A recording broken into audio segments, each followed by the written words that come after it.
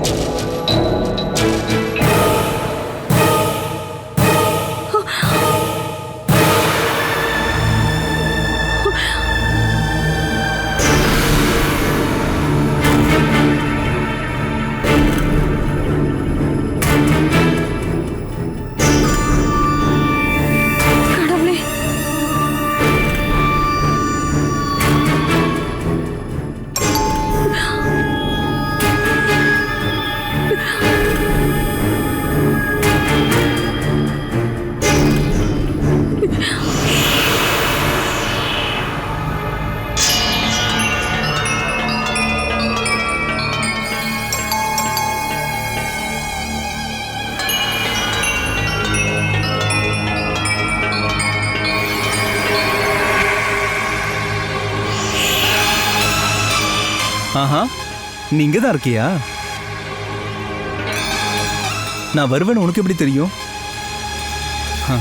அது மட்டும் இல்லை, மனப்பொருத்தம் உள்ளவங்களுக்கு இந்த மாதிரி அறிகுறிகள் தோணும். அப்படி இல்லைன்னா என்னை வரவேற்கிறதுக்கு நீ வாசப்படி வரைக்கும் காத்துட்டு இருக்க மாட்டியே. எதுக்காக வந்திருக்கீங்க? இது நல்லா இருக்கே. நான் எதுக்காக வந்தேன்னு உனக்கு தெரியாதா என்ன? உன்னை பார்க்க தான். அதுவும் இல்லாம உங்க அப்பா வாசவனை பார்க்கறதுக்கு ஒன்றும் நான் இங்க வரல தாரா. என்னை பார்க்கறதுக்கு இதுக்கப்புறம் வர வேண்டாம் நான் தான் சொன்னேன்ல. நீ சொன்ன அப்படிங்கிறது உண்மைதான். ஆனா நீ சொன்னதுக்காக நான் இங்க வராம இருக்க முடியுமா என்ன? சரி, நான் இங்க வரமாட்டேனே வச்சுக்கோ. அதுக்கு பதில் நீ என்னோட வீட்டுக்கு வரையா? அதெல்லாம் நடக்காது ஹனி. இது ரெண்டுமே முடியாதுன்னு சொன்னா எப்படி?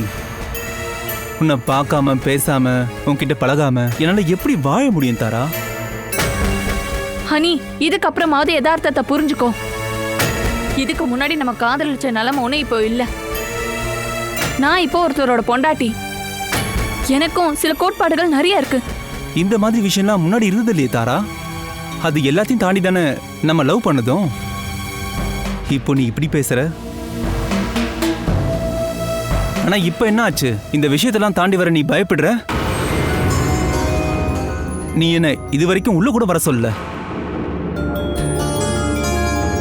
வாங்க.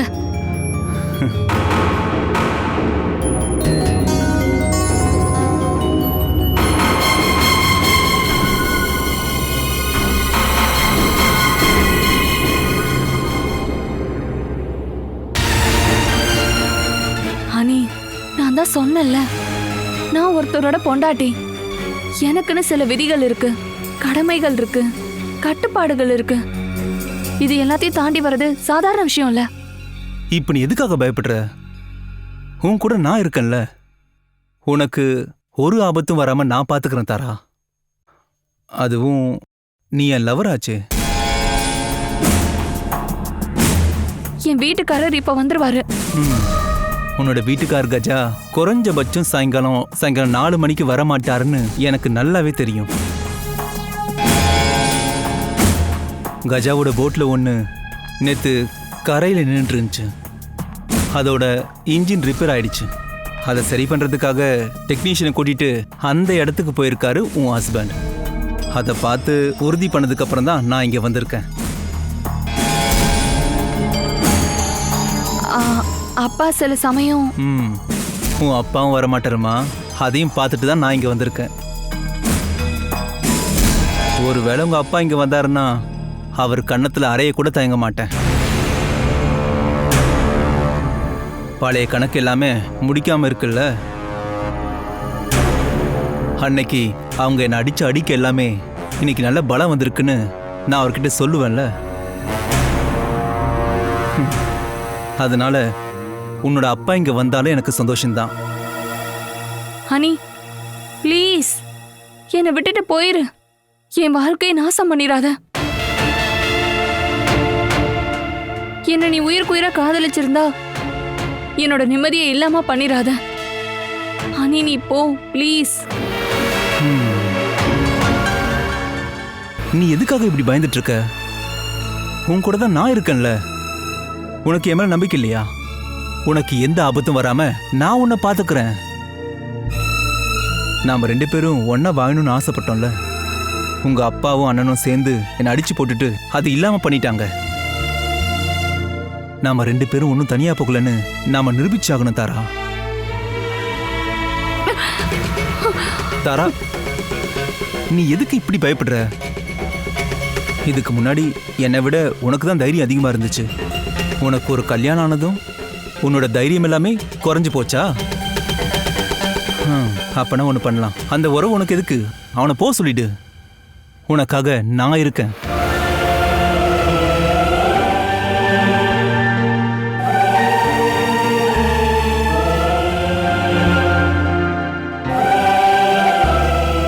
ஹனி ப்ளீஸ் வேண்டாம்.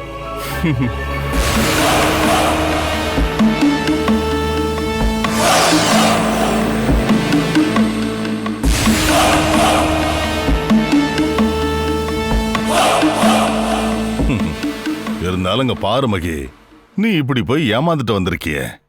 எனக்கு இது கேட்ட உடனே ரொம்ப ஷாக்கா இருந்தது தெரியுமா? என்ன நான் சொல்றது, எல்லாமே என் கேட்ட நேரம் தான். இல்லனா ஒண்ணுக்கு பின் ஒன்னா இப்படி ஆகணுமா என்ன? நீ அந்த ஆதாரத்தை படிச்சு பார்த்திருக்கலாம் இல்லையா? 4வது வாரிசு பத்தின விஷயத்த அதுக்குள்ளதான் தெளிவா மென்ஷன் பண்ணிருக்காங்களே. அத படிச்சிருந்தா நீ ஏமாந்துருக்க மாட்ட. அதெல்லாம் எனக்கு தெரியாம இல்ல வாசு அண்ணா. அந்த 4வது வாரிசை பத்தி என்கிட்ட முன்னாடியே சொல்லிட்டாங்க.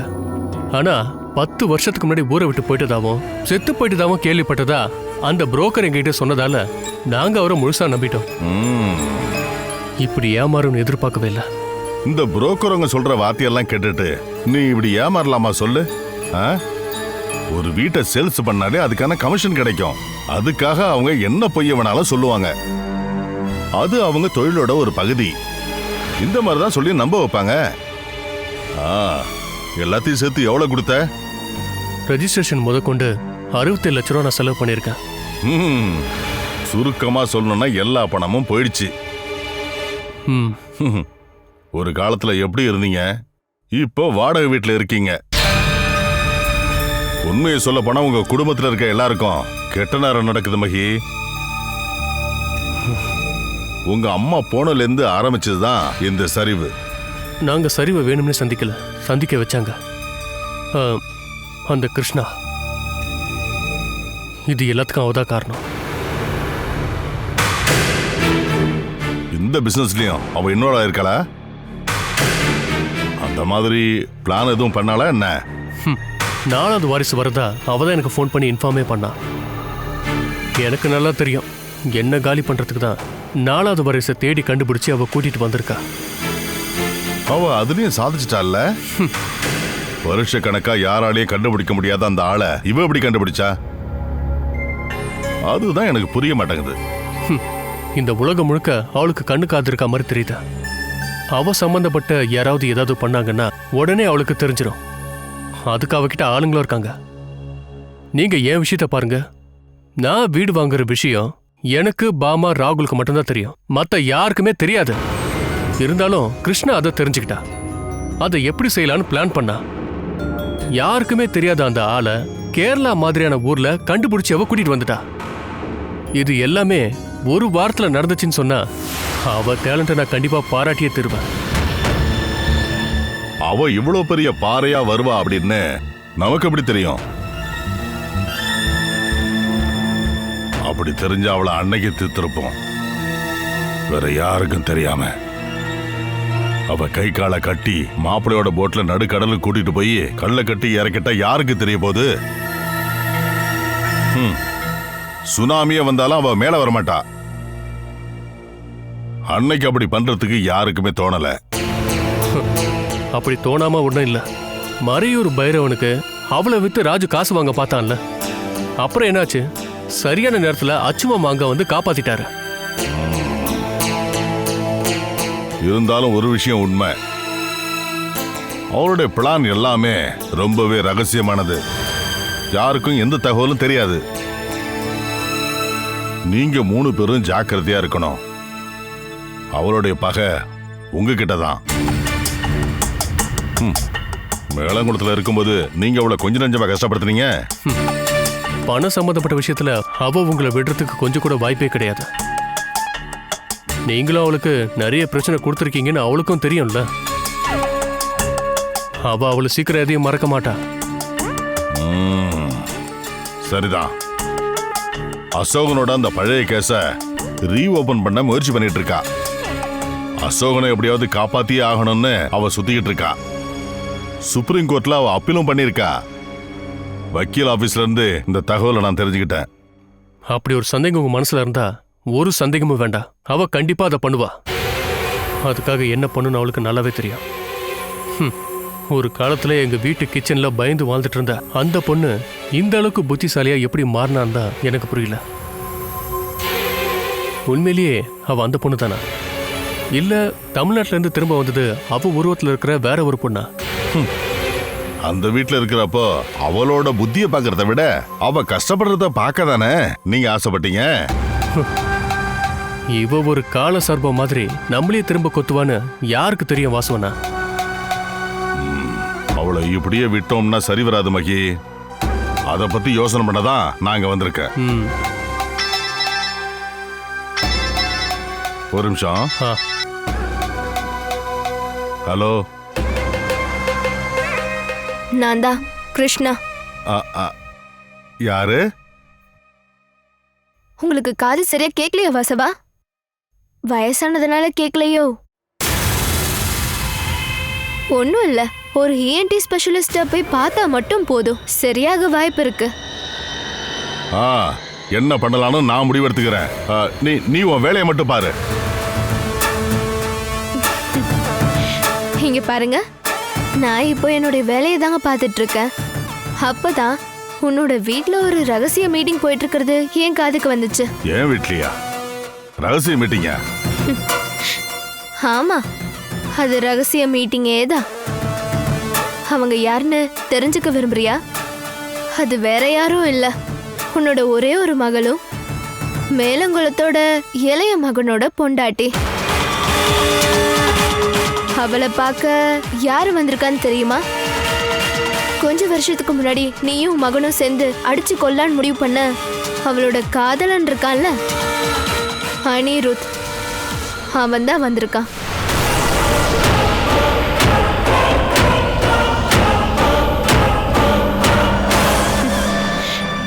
ரெண்டு பேரும் 2வது தடவையா அந்த வீட்ல மீட் பண்ணிருக்காங்க. ஹலோ, போனை கட் பண்ணிட்டு போயிட்டியா? சொல்லு, கேட்டுக்கிட்டு தான் இருக்கேன்.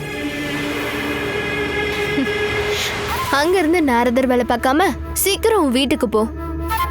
கேட்டுக்கு பக்கத்துல போகும்போது ஹாரன் அடிச்சுட்டு போ, இல்லனா நீ வீட்டுக்குள்ள போனதுக்கு அப்புறம் பார்க்க கூடாதத பார்க்க வேண்டியதாயிடும். சீக்கிரமா போ.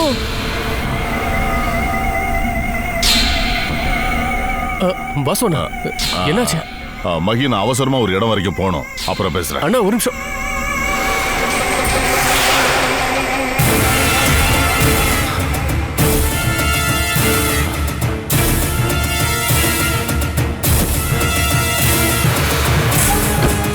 வாசுவனா,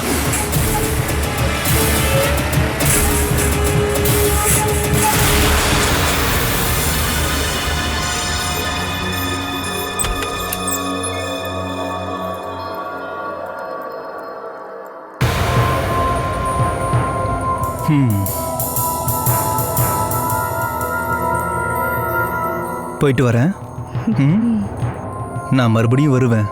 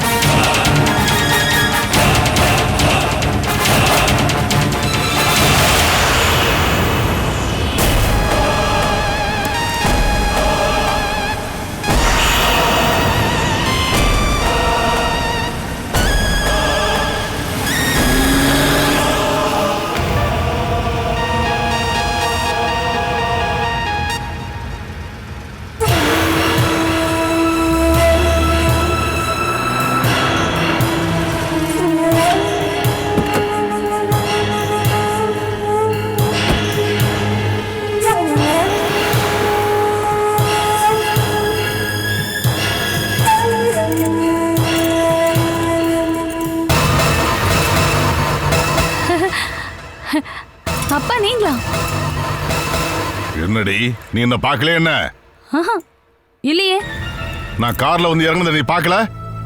பார்க்கல. காரோட சத்தமும் உனக்கு கேட்கவே இல்லைல்ல? அப்படிதானே? கேட்கல, அதனாலதான் நான் உங்ககிட்ட கேட்டேன். ஒருத்தன் கேட்டை தாண்டி போனதை நீ பார்க்கலையா என்ன? நான் யாரையும் பார்க்கவே இல்ல. நீ புத்திசாலி தான், நான் ஒத்துக்கிறேன். அதுக்காக மத்தவங்க எல்லாரையும் நீ முட்டாள்னு மட்டும் நினைச்சுக்காத, அது ஆபத்தானது. இவ்வளவு அற்புதமா நடிக்கிறதுக்கு நீ எங்க கத்துக்கிட்ட? நம்மளோட வீடு நம்பர் 1 டிராமா ஸ்கூல்னு எல்லாருக்கும் தெரியுமே. நடிக்கிறதுல நீங்க தான் என்னோட குரு. ஒவ்வொரு சந்தர்ப்பத்திலையும் எப்படி நடிக்கணுங்கிறத கத்து கொடுத்தது நீங்க தான். நானா உனக்கு நடிக்க கத்து கொடுத்தேன்? நான் இன்னைக்கு வரைக்கும் யாரும் முன்னாடியே நடிச்சதே இல்ல. சிரிச்சுக்கிட்டே கழுத்த இருக்கிற சுபாவம் எனக்கு இல்ல தெரியுமா? எனக்கு பிடிக்கலன்னா நான் முகத்தை பார்த்து சொல்லிடுவேன். நான் ஒருத்தனை கொல்ல போனா கூட அவனோட நெஞ்சில தான் நான் குத்துவேன். நான் ஒருத்தனை அடிக்க போறேன்னா அவங்கிட்ட அதை சொல்லிட்டு தான் நான் செய்வேன். இந்த வாசவனுக்கு முதுகுல குத்த தெரியாது. அதை தான் நானும் சொல்ல வந்தேன். இப்படி அடிக்கிறதையும் கொல்றதையும் பொழப்பா வச்சிருக்கிற ஒரு அப்பாக்கு மகளா பிறந்ததுனாலதான் நான் பொய் சொல்லவும் நடிக்கவும் கத்துக்கிட்டேன். நான் என்ன பாதுகாத்துக்கணும் இல்லையா? ஓங்கி உன்னோட கண்ணத்திலே அரைஞ்சிருவோம் பாத்துக்க. அதையும் பண்ணுங்க. எனக்கு கல்யாணம் ஆயிடுச்சு அப்படின்னு நினைச்சு அறையாமலாம் விடாதீங்க. என் கண்ணத்துல நீங்க நிறையவே அரைஞ்சிருக்கீங்க. அவ்வளவு அடி வாங்கி நீ திருந்தவே இல்லையாடி மானங்கட்டவளே? திருந்தலன்னு யார் சொன்னது? நிறைய விஷயங்களை நான் உங்ககிட்ட இருந்து கத்துக்கிட்டேன். பாசத்தை காட்டாத, யாரையும் நம்பாத, யார்கிட்டயும் உண்மையா இருக்காத. அது யாரா இருந்தாலும் சரி. அவன் எதுக்கு இங்க வந்தான்? அந்த அனிருத்து என்ன பார்க்கதான். நீ இன்னொருத்தனோட பொண்டாட்டி, அந்த நினைப்பு கூட உனக்கு இல்லையா? அது மட்டும் என் ஞாபகத்துல இல்ல. இன்னும் நிறைய விஷயங்கள் என் ஞாபகத்துல இருக்கு. இதுக்கப்புறம் ஞாபகப்படுத்த சில விஷயங்கள் எனக்கு இப்ப கிடைச்சிருக்கு. என்ன விஷயம்? அப்படி என்ன இருக்கு? அன்னைக்கு நீங்க அனிருத்துக்கு எதிராக நிறைய பொய் சொல்லிருக்கீங்க. என்கிட்ட பொய் சொல்லி நீங்க என்ன நம்ப வச்சிட்டீங்க.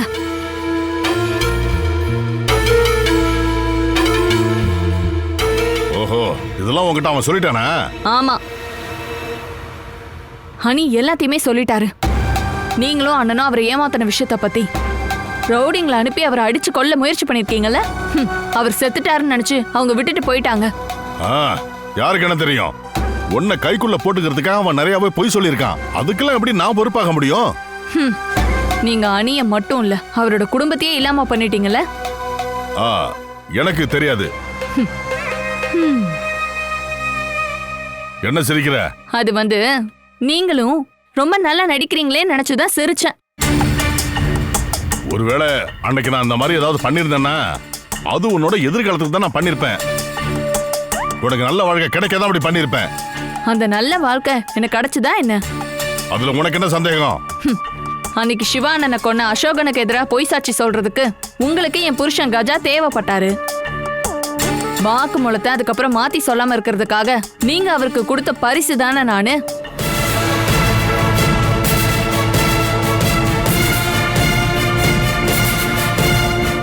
Catch us on TV, Tandivan.com, Facebook and YouTube.